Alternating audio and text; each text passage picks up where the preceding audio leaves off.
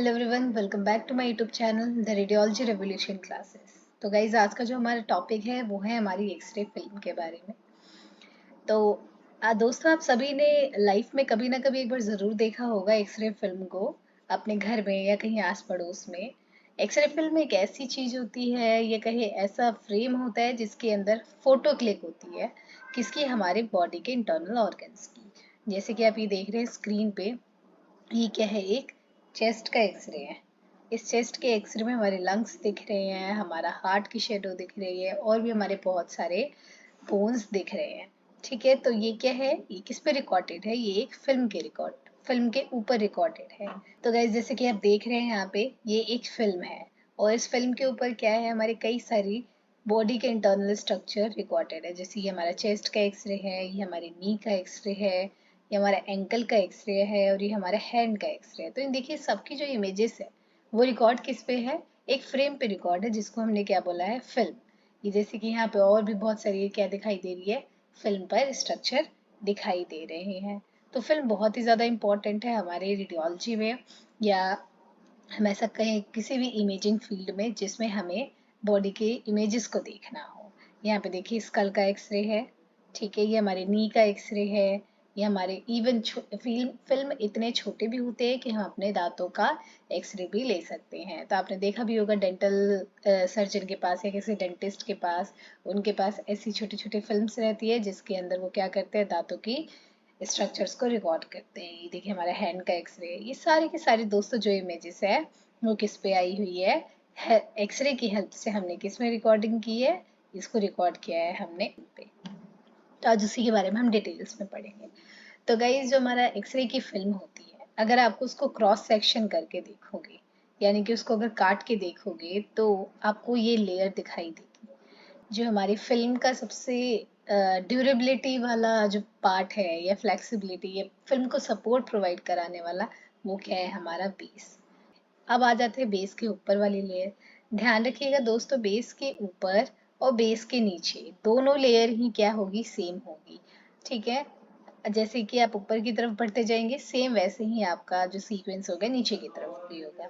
तो हमारा बेस के जस्ट ऊपर और नीचे क्या होता है, एडहेसिव लेयर। क्या होता है गाइस, हमारा एडहेसिव लेयर।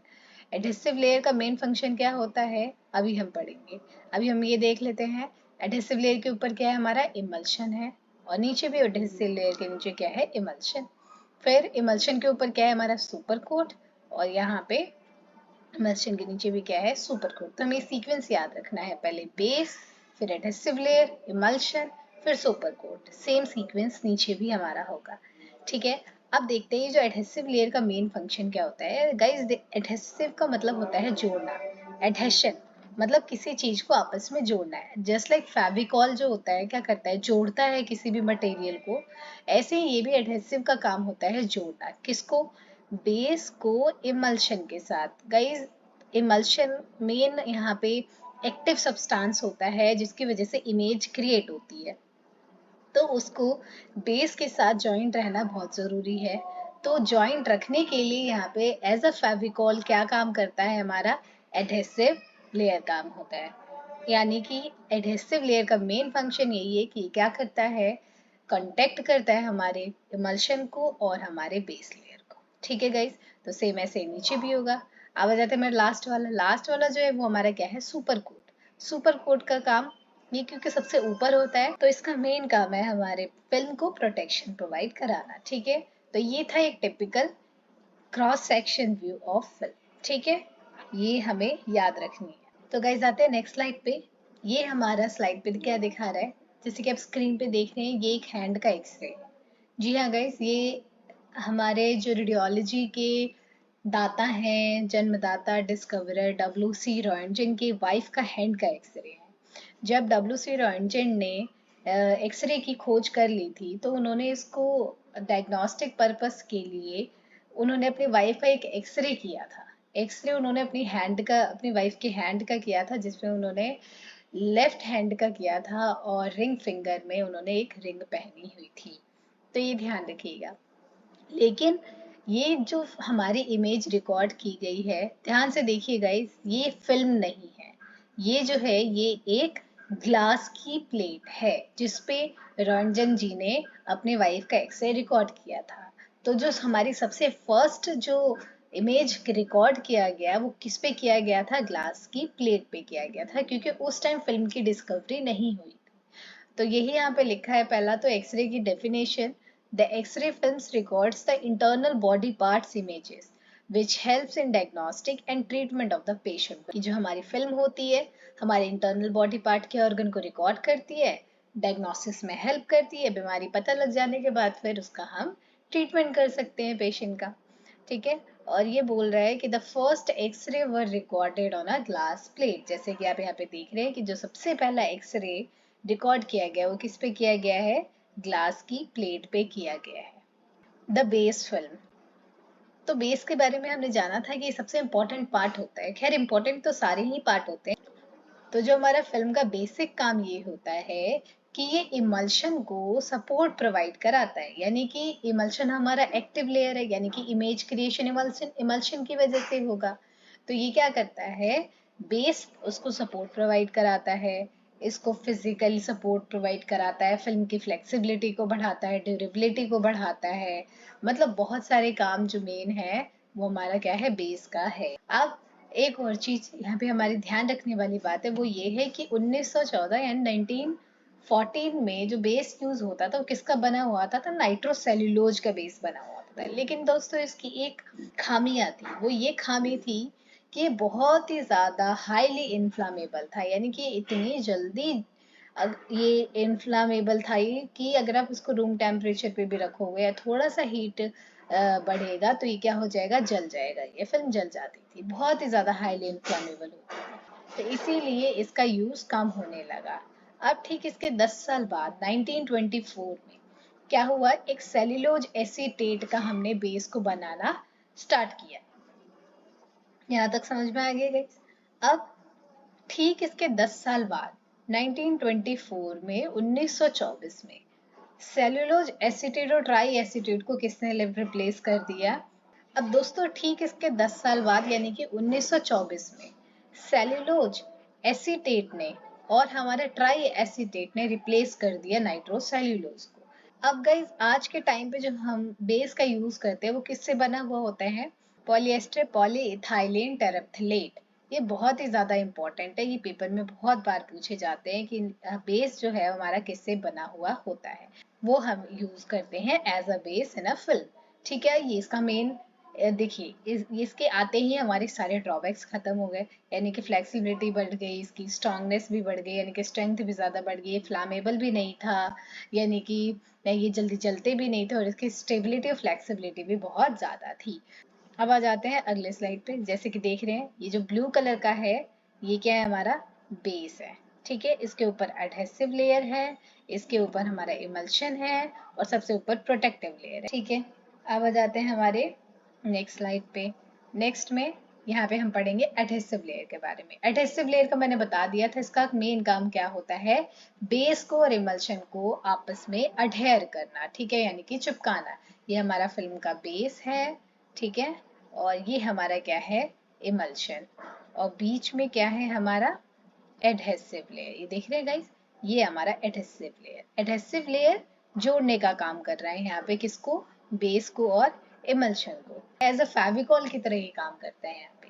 तो क्या बोल रहा है, it is made up of synthetic resin and coated on both side of the base. ये क्या होता है, दोनों both side of the base के ऊपर कोटेड होता है, और ये सिंथेटिक रेजिन का बना हुआ। सिंथेटिक रेजिन वही जिससे फेविकॉल वगैरह हमारे बनते हैं, उसको हम सिंथेटिक रेजिन बोल सकते हैं। ठीक है, अब आ जाते हैं हमारे इमल्शन पे। इमल्शन इमल्शन ही है जो कि हमारा एक्टिव कंपोनेंट है हमारे फिल्म के ऊपर। ठीक है, ये क्या होता है, it is a radiation sensitive light और it is a it is a radiation sensitive or light sensitive crystal which is coated onto the transparent base material।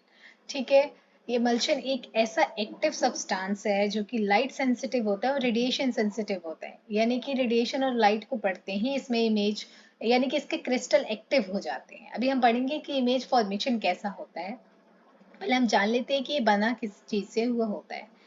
तो जो हमारा इमल्शन है ये क्या बोल रहा है, the emulsion consist of many small homogeneous silver halides crystal, very very important। हमें ये ध्यान रखना है जो हमारा इमल्शन होता है उसमें सिल्वर हेलाइड्स क्रिस्टल्स होते हैं। सिल्वर हेलाइड क्रिस्टल्स ही इनको एक्टिव बनाते हैं। Which are suspended in a gelatin. Gelatin एक मटेरियल है, मतलब जेली टाइप मटेरियल होता है जिसके अंदर क्या होता है, सस्पेंड होते हैं, यानी कि उसके अंदर रख देते हैं हमारे सिल्वर हेलाइड्स के क्रिस्टल को। और बोल रहे हैं the emulsion contains 90 to 99% silver bromide. बिल्कुल सही बात है, ये एक सिल्वर हेलाइड है। हेलाइड जैसे ब्रोमीन, क्लोरीन, आयोडीन, ये सारे हेलाइड्स है। तो यहाँ पे सबसे ज्यादा जो हेलाइड यूज होता है वो होता है हमारा सिल्वर ब्रोमाइड। और 1 से 10% जो हमारा यूज होता है वो होता है हमारा सिल्वर आयोडाइड। ध्यान रखिए दोनों का कॉम्पोजिशन मिलकर ही हमारा इमल्शन बनाता है। तो दो चीजों से बनी हुई होती है, दो सिल्वर हेलाइड्स के क्रिस्टल से बनी हुई होती है हमारी इमल्शन, जो कि है हमारा सिल्वर ब्रोमाइड और सिल्वर आयोडाइड। सबसे ज्यादा अमाउंट में यानी कि 90 to 99% यूज होता है हमारा सिल्वर ब्रोमाइड और 1 से 10% यूज होता है silver iodide. The silver iodide produce a more sensitivity than a pure silver bromide emulsion. इसीलिए दोस्तों इसका कम यूज होता है क्योंकि बहुत ही हाईली सेंसिटिव होती है। तो इसीलिए हम सिल्वर ब्रोमाइड का ज्यादा यूज करते हैं रादर देन सिल्वर आयोडाइड से।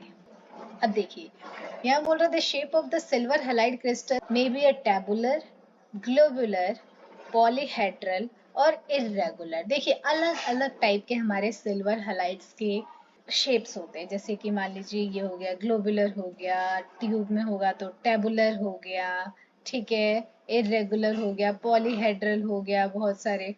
तो अलग अलग टाइप के हमारे क्या होता है क्रिस्टल्स प्रेजेंट होते हैं। इनकी शेप साइज अलग अलग होता है। अगर हम बात करें इनका साइज का तो साइज इनका होता है 0.001 से 0.0015 mm का डायामीटर, यानी कि इतना साइज में ये वेरी करती है। बोल रहे the exposure creates a latent image on the emulsion and then exposed film is processed a series of the chemical solution and that converts the latent image into the visible light. The emulsion is coated on a both side of the film. देखिए यहाँ पे क्या बोल रहे हैं कि जैसे ही मान लीजिए हमारी फिल्म है, ठीक है, ये हमारी फिल्म है, इसके ऊपर इमल्शन कोटेड है, ऊपर भी नहीं, ऊपर भी है कोटेड और हमारी नीचे भी कोटेड है।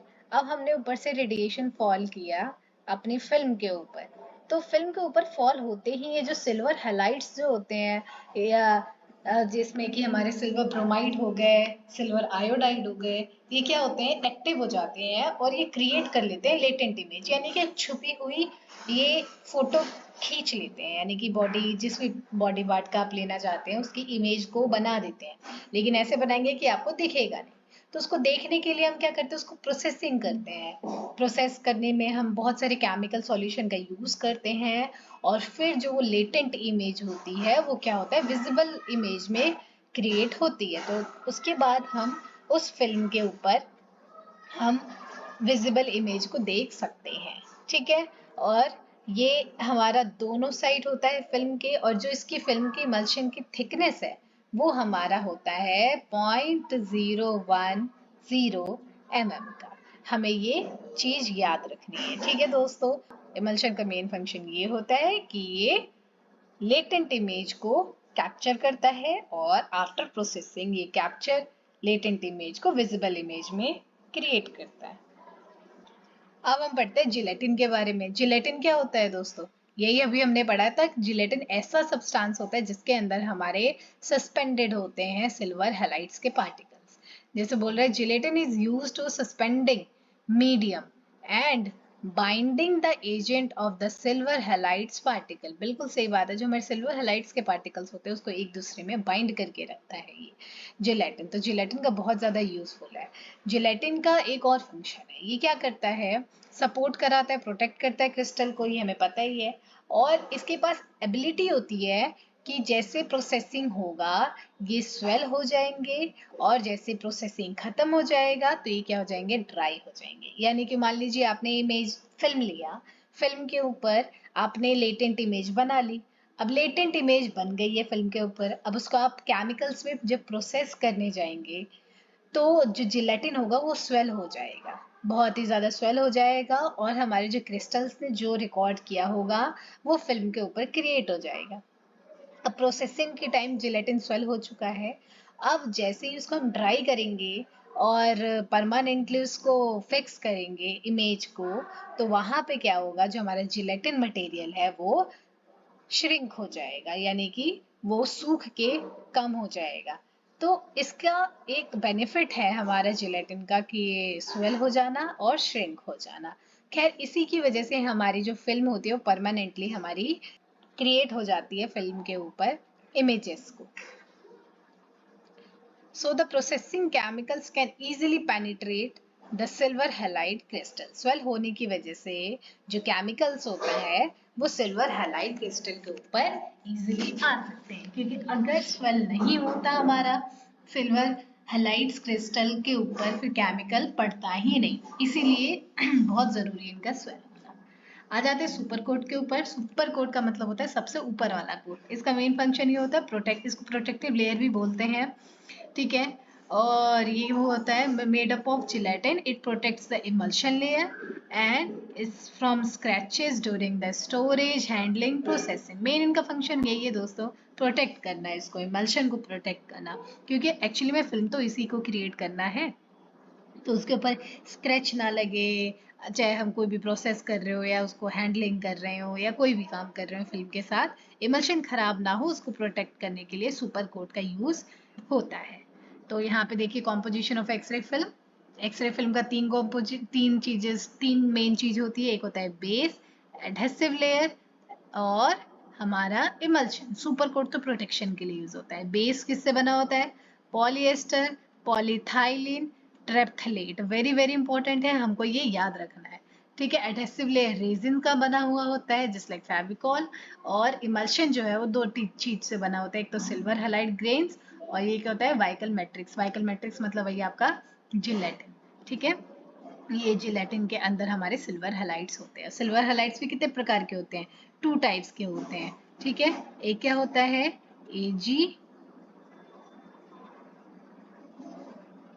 एजी ब्रोमाइड, ठीक है, और एक होता है एजी आयोडाइड, ठीक है। ये हमें याद रखना है इस बात को। तो गाइज यहीं खत्म करते हैं हम अपना आज का चैप्टर। आगे हम कंटिन्यू करेंगे टाइप्स ऑफ फिल्म के बारे में। और आपको हमारा चैनल पसंद आया तो लाइक और सब्सक्राइब जरूर करें। Thank you so much.